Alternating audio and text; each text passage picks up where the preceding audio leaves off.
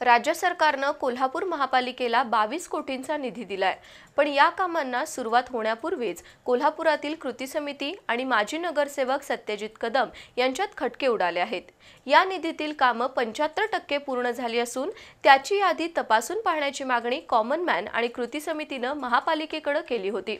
त्याला आक्षेप घेत सत्यजित कदम यांनी थेट कॉमन मॅनचे बाबा इंदुलकर यांच्यावर आक्षेप घेतलाय।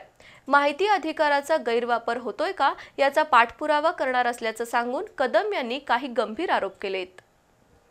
सर्व शासकीय अधिकाऱ्यांमध्ये माहिती अधिकाराचा अर्ज टाकलेला आहे। कृती समितीची जे काही सदस्य आहेत, मी मगाशी नावं सांगितली, त्यांच्या रितसर त्यांच्या नावानं अर्ज दिलेला आहे की त्यांनी माहिती अधिकारामध्ये किती लोकांची माहिती मागितली आणि तक्रारी अर्ज किती केलेले आहेत। येणाऱ्या 15 दिवसांमध्ये ही सगळी माहिती आल्यानंतर मी परत त्याच्यामध्ये काय काय सेटलमेंट झाल्या, कुणाला त्रास झाला, कुठल्या बिल्डिंगमध्ये फ्लॅट घेतला, कुठल्या बिल्डिंगमध्ये दुकानगळा घेतला, ही सगळी माहिती मी काढणार आहे। काय उद्योग आहेत कृती समितीचे? कृती समितीचे लोकांचे म्हणजे मराठी भाषेत सांगायचं म्हटलं, जी कामं लोक चांगली करतात त्यांच्या नरड्यावर सुरी ठेवायची, म्हणजे कागदी सुरी दिसताना कागद असतोय, पण त्या कागदाच्या मोठी चाकू तलवार असते, त्यांना त्या तलवारीचा नरड्यावर ठेवलेल्याची भीती दाखवायची आणि त्यांच्याकडे पैसे काढायचे।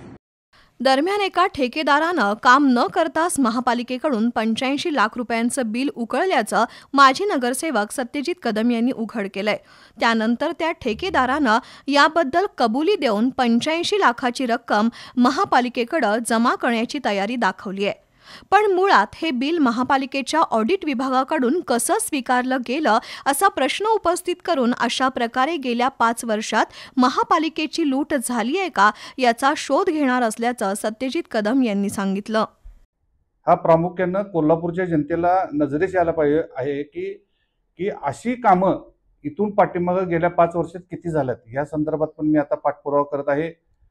ठेकेदारांनी जो जरी खुलासा केला असेल तरी जी एमबी मध्ये हे बिल नोंदवण्यात आलं ती एमबी महानगरपालिकेमधनं गेली कशी काय आणि गेली ही समजलं असताना देखील महानगरपालिकेच्या ज्या माणसाकडे ही एमबी असते ह्याच्यावरती महानगरपालिकेने फौजदारी गुन्हा का दाखल केला नाही, एमबी आमची चोरीला गेली हे त्यांनी पोलीस स्टेशनला जाऊन तक्रार द्यायला पाहिजे होती, ही का दिली नाही, या सर्व बाबतींचा खुलासा येणाऱ्या 2 दिवसांमध्ये येईल।